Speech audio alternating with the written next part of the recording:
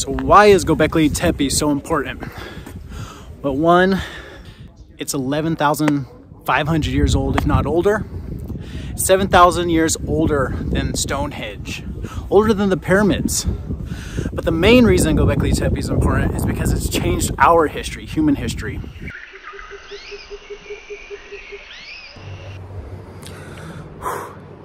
Where am I? I am in Urfa, also known as Sanlurfa. Sanlurfa? Anyways, the locals call it Urfa. And today we are going to travel. I look like crap, by the way, but today we're going to travel to Göbekli Tepe, possibly the oldest religious site known to man. I believe it is the oldest religious site, some 12,000 years ago. But let's get up, let's get moving. I gotta take a shower, which is in that box in the corner of my room. Let's get to it.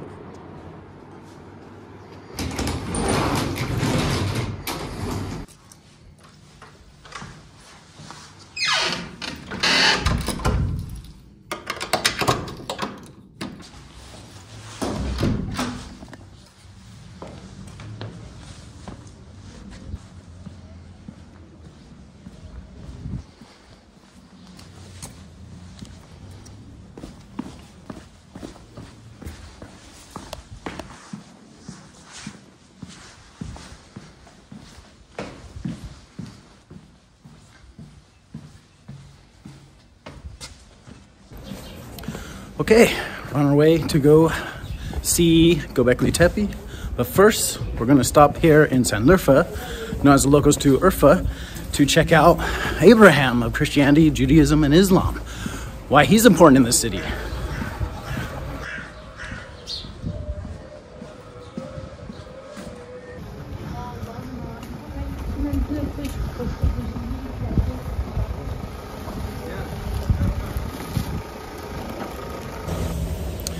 By the way, last 2 cities I've been to, the Airbnb said they had washers, so I could wash my clothes. And then I get there and they say, no washer. So beware of that. So I'm wearing dirty clothes for about a week and I probably look like a mess. Pants are getting a little raggedy, but yeah, Airbnb, sometimes they exaggerate here. Turkish people though, awesome, great.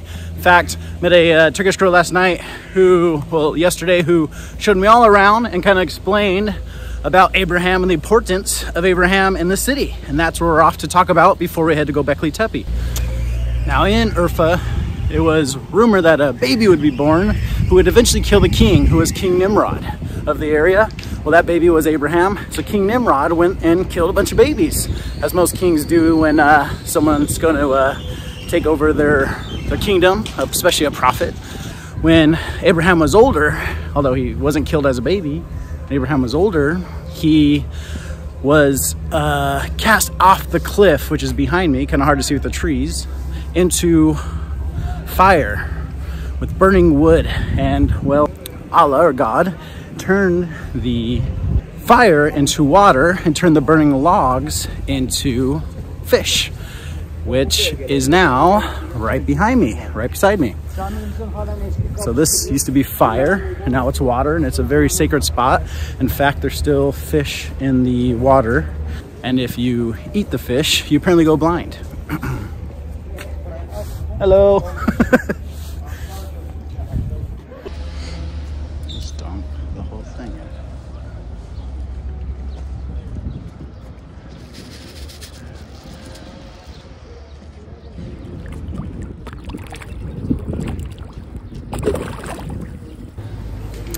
Now we'll head to Göbekli Tepe because I saw a guy giving out parking tickets. I didn't know that was a thing here, so pretty sure I got a ticket on my car.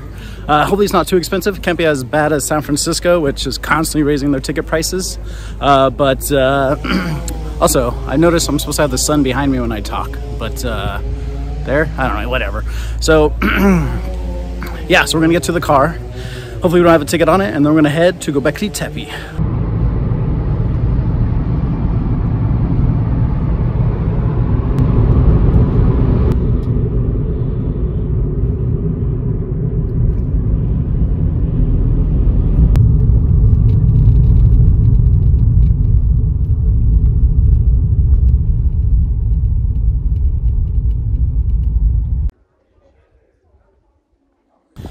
So why is Göbekli Tepe so important? But one, it's 11,500 years old, if not older.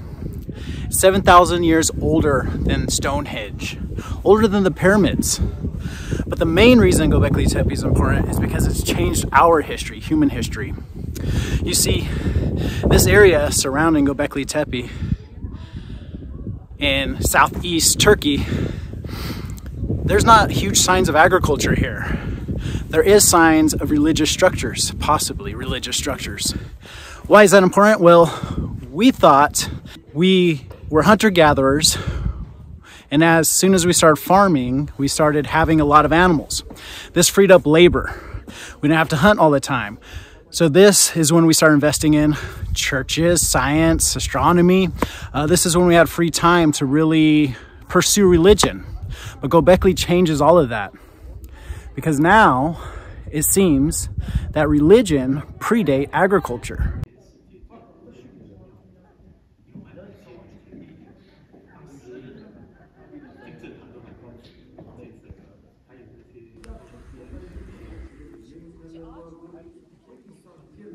So Göbekli Tepe really threw a wrench in our history. For example, Stonehenge. There's huge signs of agriculture around Stonehenge. They thought, okay, well, they had enough food to eat. So then they gathered a mass labor force, freed up some time, and built Stonehenge for possibly religious purposes, whether that's the stars, whether that's God, whatever you want to think it is. Göbekli Tepe, there's, to this day, no signs of huge agriculture. But there was obviously a huge labor force to put together these monoliths. A small amount of Göbekli Tepe has been excavated. There's, you know, with LiDAR and stuff, and radar, they show underground there's even more structures. So what came first, faith or agriculture? Well, we thought agriculture, but now Göbekli Tepe says possibly spirituality, faith, religion, whatever you want to call it, predated agriculture. They started to worship here and they needed food. So then they created agriculture. Complete opposite of what we thought about in the 80s, 90s. So Göbekli Tepe, for that reason, is very important.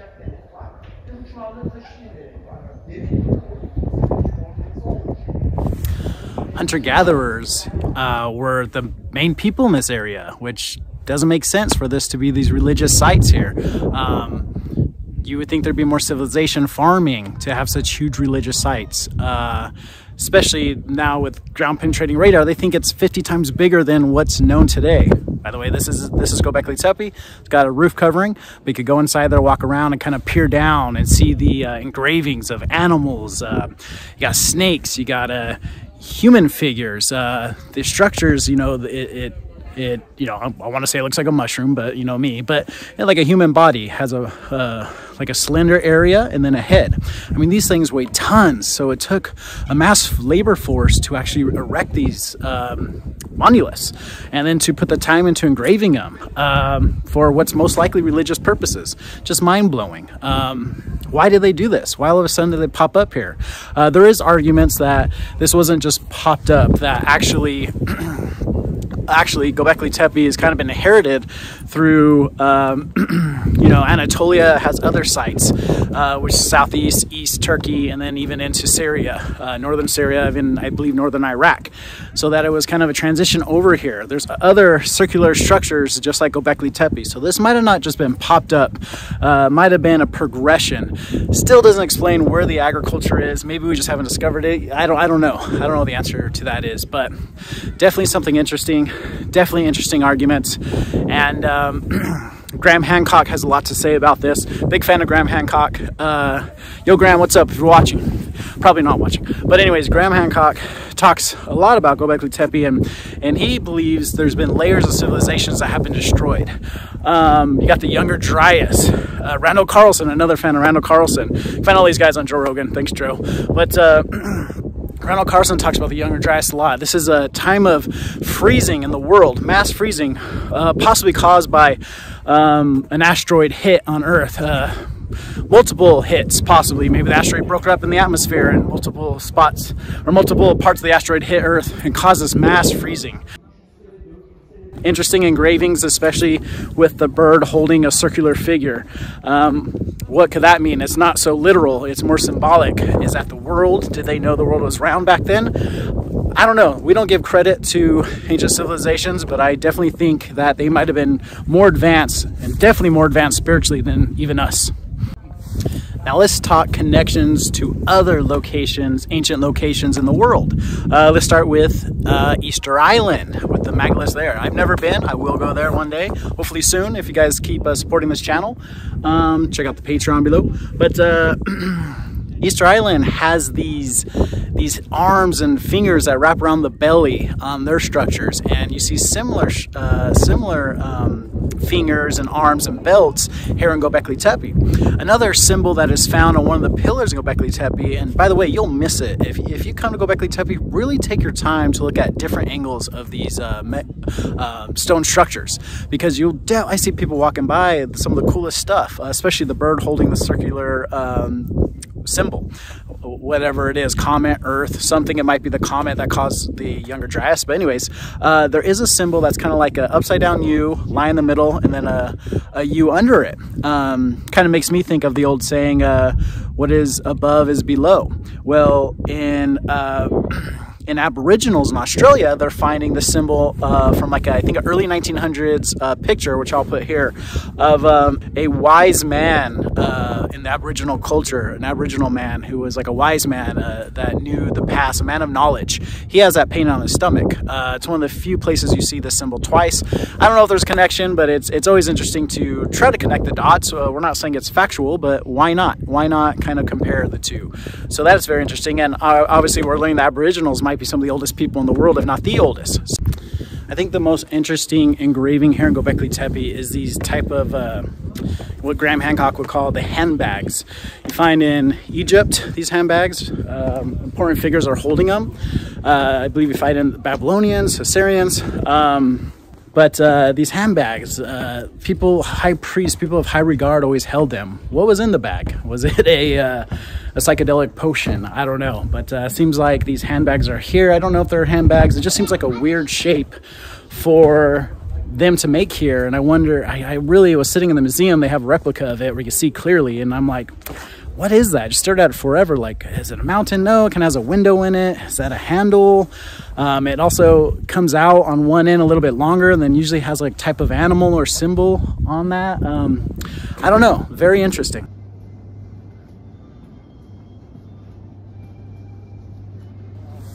Another interesting point is that you know, Plato talked about Atlantis, which was about 11,600 years ago. When he heard about it, it was about 900 years old from the person he heard the story from, which was generations above him. So it roughly equals to about 11,600 years ago, same time frame as Göbekli Tepe. Atlantis was destroyed. Egyptians talk a lot about that. So how was it destroyed? We don't know, but we believe that it was an asteroid, possibly the Younger Dryas asteroid. We know that possibly pieces hit in Syria and North America, and in fact wiped out the Clovis people of North America, and also wiped out tons of animals, horses, mammoths that went completely extinct to this freezing. You find these mammoths completely frozen, a bunch of them instantly with food still in their stomach, and they froze in a matter of 10 hours. Why they have food in their stomach? So it shows it was instant. At the longest 10 hours, and that also some of their legs are broken, like something just bam wiped them out, like a mass freezing of the Younger Dryas. So it's very interesting how that connects with Atlantis, Göbekli Tepe, got Easter Island and Australia. Very interesting stuff. Now, Göbekli Tepe was purposely buried about 10,000 years ago. That's 8,000 years before Christ, showing how old this is. Why was it purposely buried? We don't know. Dirt was covered. Who knows? But we do know maybe they built on top of it. We do know that their structures kind of built on top of each other here. But since they did that, it preserved some of these engravings so great. You know, you see boar, you see snakes. Some seem to be snakes, could be mushrooms. But Snakes are also very interesting. When you take DMT or other psychedelics, there's always this reptilian figure. Kind of snakes are very prevalent. A lot of people's trip, and including mine. So very interesting that they buried it, but I'm glad they did because it preserved it. And also, I don't know what's up with the archaeologists. Every time they find something, they go, "Oh, it's a tomb." They thought this was a tomb early on, and then in the 60s, they kind of dug it up. And in the 90s, Carl Schmidt, a German archaeologist, he's the one that really kind of excavated it and started to go, "Holy crap, this is old," and changes our history. Now, the most fascinating thing to me about Göbekli Tepe, besides the handbags, I think even more fascinating, is because it's on one of these main, or possibly on both main structures, but you can really only identify it on one of the structures, is right here. There's a bit of a belt on this structure, and it's almost like these CCHCHC, or I think instead of C's are probably parentheses. They're skinnier than the H symbol or the barbell symbol. But is this a language? Is this a more symbolic, showing a bridge of some kind? What are these parentheses? Is this some type of movement? You know, when you're, I do motion graphics and animation design. Usually you make little squigglies. Sometimes, is it something like that? Is it, I don't know. Who knows? But I find that the most fascinating, because this is probably telling us something. And if this is a language, usually languages started with images. So how are they, what is this H? Is that a bridge? I don't know. What are these little parentheses? I don't know. Anyways, this is the most fascinating thing to me.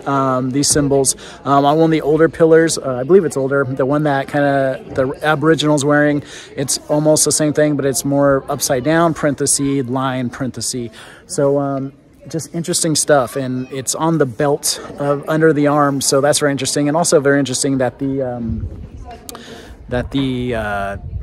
fox dog, the animal, is kind of in the elbow of the hand. So I don't know if the arm is holding it. It's just so interesting. Is that a star constellation? Now, I know a lot of people are like, "Oh, you're connecting the psychedelic points a lot." Well, why wouldn't you? We know that mushrooms exist everywhere, plants with DMT substances, that our own brain has DMT, and some of the earliest religions we know about, Hinduism, for example, with deep meditation states can release this DMT, heavy breathing, from the brain, from the pineal gland. So to not make this connection, where do you think modern medicine came from? Plants. People would try plants. They would find that this worked for that. This killed you. This did this. Animals would eat these plants, and people would observe how the animals reacted to the plants. So to see structures like this and to assume that they weren't taking psychedelic mushrooms that were in the area, or some types of plants that possibly had, psychedelic properties, is absolutely crazy. To think that that could have possibly expanded the brain. Why don't you want to connect that dot? Why? Because Nixon and Reagan and drugs? I don't know. But really, you could, really, there is a strong argument in my brain that you should not just cross that out. That should be #1 investigation, or at least top 5, right? So to think they weren't taking this stuff is absolutely crazy. And we know that with artwork in the Anatolia region, that there are signs of mushrooms in their artwork. So why wouldn't you? I don't know why people are so against it. I don't know if it's religious reasons, political reasons, or just denial, because people are scared to take it. And maybe you should be scared to take it, but shouldn't you face your fears? I don't know. It blows my mind that people just always want to write that off. Also, I just want to state that there are these like kind of bull carvings. In this era, by the way, predates pottery, but there is some stone bull carvings, and I have a feeling they're putting substances in there and lighting them on fire, going in there and having these experiences. And the carvings kind of brought those experiences to life a little more. The reason I think that is because, like, the tabernacle, which were tents basically in the Jewish religion before, Solomon's temple, for example, they were just tents before they actually built stone temples. So these tents would be just moved as they moved on, the Jewish people. Well, one tent was found, I forget the location, I'll put it right here. One tent was found, and usually the sun they usually had they had these monuments, these columns, and there usually was 2 columns inside the temple, inside the tent. And so usually this tent would be taken away, or the weather would damage it, and then the sun would burn up these columns, these stone columns. Well, a recent find, this tabernacle, former tabernacle, a stone column had traces of marijuana, THC on it, the residue that somehow was covered up, or the sun wasn't able to, the weather wasn't able to get to it, and they found THC residue. So they were burning incense. I believe the other column had just non, I guess, psychoactive incense, and so they would burn these and have these experiences in this tent, praying to God. Where did that come from? History always repeats itself. We take from people before us and we adjust it, and so on down the line. Göbekli Tepe, is this where the burning of stuff started in the tabernacle? Did it originate here? Is this just one location that originated before here? I want to say yes. I truly believe that. I'm not just saying that to make my hypothesis correct. I really believe that psychedelic substances played a huge part in religion, society, creativity, and probably the advancement of our brain, and also pushing us forward. That's my personal opinion. I'm not talking about meth hair, by the way. I'm talking about natural psychedelic substances that God put on this earth. Now, as I walk away from Göbekli Tepe, behind me there, man, I'm just wondering, first of all, I gotta lower my excitement. This is why I came here. The mystery around it. I love a good mystery. I love a good puzzle. I love when people think they know what it is and don't. I like to come up with my own opinions and also have them be disproven by experts. But sometimes the experts, they kind of connect the dots as well. So why not connect your own dots? But as I walk away from here, I'm left with questions. What were they doing here? Why certain symbols? Why did they bury it? Why did someone bury it? Why this location? Why put such great effort and work into creativity, stone carvings, putting up these huge T-pillars? Why was the foundation so low? What were they eating? What were they drinking? What were they seeing, either with their eyes or their third eye? What were they feeling? Who were they praying to? Were they praying to anybody? Were they speaking? If so, how? With their hands? I don't know. What are some of these weird engravings, like I like to call the apostrophes in the barbell, the bags, but the bird holding the circular object? What is going on here? Did the human race have a more connection to God back then, and was God visiting them? Were aliens visiting them? Hell, I don't know. I have so many questions. I'm just absolutely ecstatic. I gotta, come all the way from California to see Göbekli Tepe to start off my Turkey adventure. Man, just ecstatic. So we're gonna visit another site close to here in the next video, so tune in for that. Like and subscribe if you like this type of stuff.